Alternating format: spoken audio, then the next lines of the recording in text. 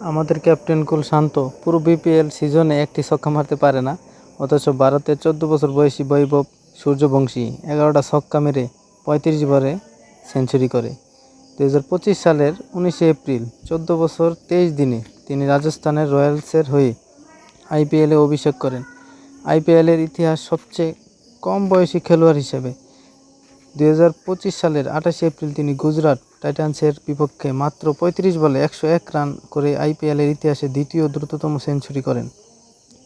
এই ইনিংসে তিনি 11টি ছক্কা ও 7টি চারের সাহায্যে 94 রান বাউন্ডারিতে করেন।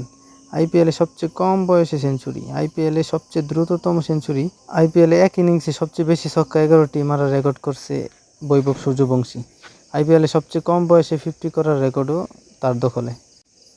আর আমাদের বাংলাদেশের প্লেয়ার মাশাল্লাহ 6 মারবে দূরে থাক, মানে বল কীভাবে খেলতে হয় মাঠে নামলে ওরা মনে ওইটাই বুঝে না, এরকম একটা প্রতিক্রিয়া ওদের মধ্যে দেখা যায়।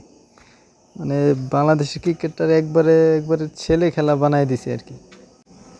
এদের কাছ থেকে কিছু শেখা উচিত।